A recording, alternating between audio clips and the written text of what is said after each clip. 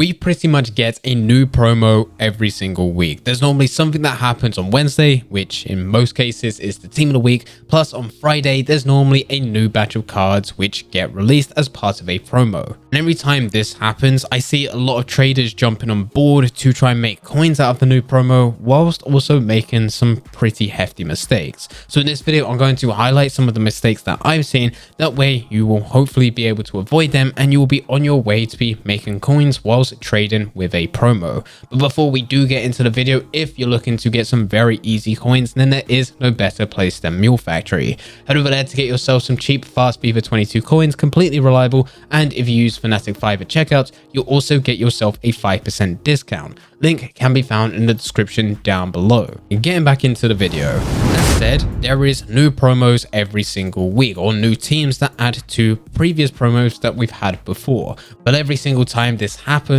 there seems to be some traders, especially those that are just getting into things, which make the same mistakes every single week, and this can be very costly. So hopefully by highlighting these mistakes, it will lead to you making less of them, as you know exactly what to avoid, and you could be on your way to be making a lot more coins during the promo. So the first mistake is trading with the new cards straight away. Now there are some cases where you're able to trade with these cards, and because certain players have listed them a lot lower than what the market actually expect, that you can buy them and relist them a lot higher. There is room for this, but it's extremely risky. You want to make sure that if you are doing this, that you're going to be buying into a player that is listed considerably lower than what most players expect. That way you can buy them now, quickly relist slightly higher, and if it is very early on into the promo and there is only just one card, if players still think that that's a reasonable price, they will buy into them. But where the mistake comes in is most people buy into the cards immediately because they do want to try and trade with them, trying to do this type of trading method, but unfortunately the attention, the demand for that player just isn't there. 99% of players that do get released as part of Team of the Weeks or any other type of other promos have their highest points right at the beginning, the second they are released. And gradually over that week, whilst they are still in packs, they will continuously go down, with the majority of their price drop happening within the first 24 hours. If you are attempting to do this trading method, you also need to make sure that you're selling them quickly. It's not just about finding a good deal to actually buy into, but it's also relisting at a price that is going to sell immediately. If you're not able to sell on that card quickly, unfortunately, it does mean that you're going to be losing quite a lot of coins. This could actually be into the millions, especially if you're at that higher end where you're looking at some of the most demanding players within the game. The next mistake that I see players making is trading with these types of players off peak. You want to make sure that you're trading with these players in peak conditions, this being around 6 PM UK time. This is because there is the most amount of players playing FIFA 22. The reason for this is because when there are more people playing FIFA, it also leads to there being more transfer targets. And if anyone else does have that player that's part of that promo and they're trading with them, you will be able to see them there during that moment with them being on the transfer market. Once you're trading during off-peak hours, there tends to be less on the market, and this also means that the price has slightly increased because there is less to choose from. I see so many people trading during off-peak hours trying to get some of these players to actually trade with, and once it actually comes to buying them, they think they have a good deal. Unfortunately, once they relist them, they're struggling to sell them on, and by the time it rolls around to the following day where we're back into peak hours at 6 PM UK, there's a lot more on the market, and it has led to the price being considerably lower. This has led to that person who initially bought them during off-peak hours having to relist them to be a lot lower than what they initially bought them for. And this happens with players as part of promos, but it happens with loads of other trades within the game, such as icons. Instead of trading off peak, it's better to trade during peak conditions, this being 6 PM UK time. This is when EA will release promos. This will also force player prices to go down, especially those that are part of that weekly promo. And this is when you can trade with those players. If you're not able to sell them on during those peak hours, that's perfectly fine, because by the time it gets to off peak, you can list them for 12 hours overnight, and you can also list them at a slightly higher price and they will sell.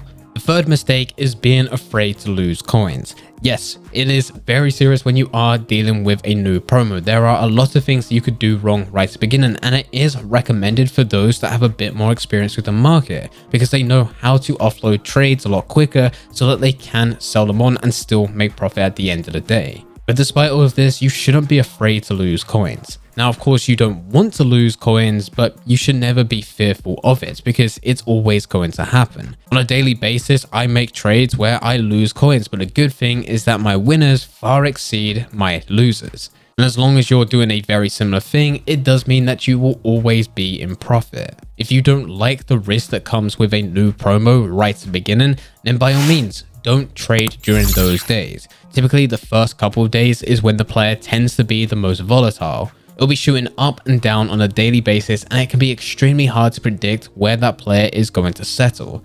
Once you get to the final couple days of a promo, this is with Team of the Weeks, once you get to around Tuesday or Wednesday the following week, or with a new promo being Friday and Thursday, this is where you can actually start to see where players are starting to settle, you can trade with them, and you can still make a good amount of profit out of them. And along with it, there isn't as much risk because players now have settled and other people are now getting excited for the new promo that is about to release that following day. The fourth mistake that I see is not listing for 12 hours overnight. Now, we did just briefly mention this whilst talking about trading off peak, but it is very important. If you're struggling to sell any type of player, this isn't exclusive just for promos. This can be any player within the game, any type of card, then make sure that you are listing them overnight. I normally go for 12 hours, but if you don't spend as much time sleeping, then you could do considerably less, or you could do even more and ramp it up to a day just to make sure. The duration that you actually list these players for really doesn't matter. Just make sure that you are listing them overnight because player prices do gradually increase as there are less players listed, and this will lead to you being able to make more profit.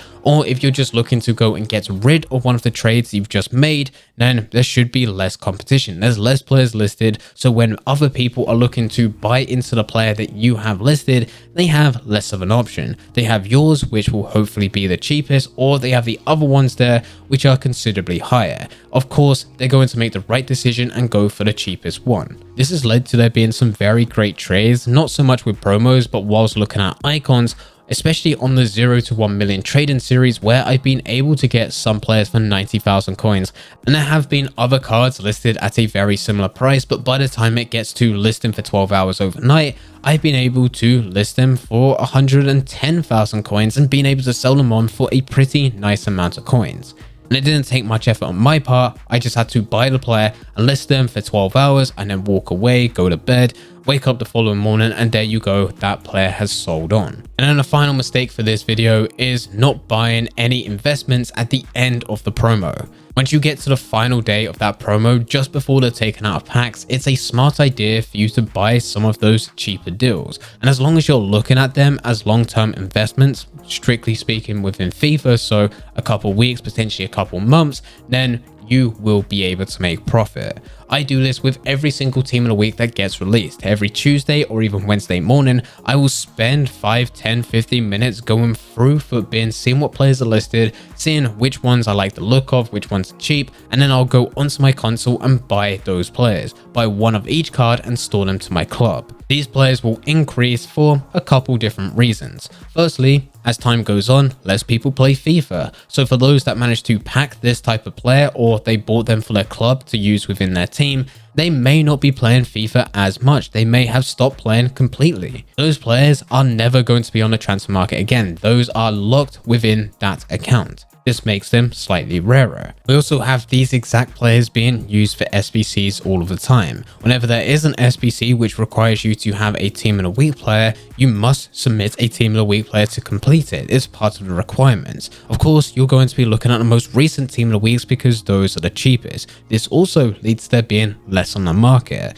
Gradually over time, there gets less and less, and as there is less and less, that also leads to their price slowly increasing. For you to make a killing out of these, you need to hold them for months. Go and look back at some of the first ever team of the weeks that were released of FIFA 22. You can look at the first 5, and for a lot of those players, they did start out being at their minimum, but went up to be 20, 30, 40, 50,000 coins and beyond. So it is nice, especially within FIFA 22, when you are buying all of these crazy good players that you're using for your team, to also look to buy into some of the cheap team of the weeks and cheap other promo cards that we get every single Friday, just storing them to your club, because they will hold their value, they will gradually increase, and it will help you keep your coins within FIFA 22 instead of losing them as your player prices slowly decrease because you're using them within your team and everyone is doing the same thing. Anyway guys, here are just a couple mistakes that I see players making whenever they're trading with a new promo, whether it be in our Friday promos or during the team of the week.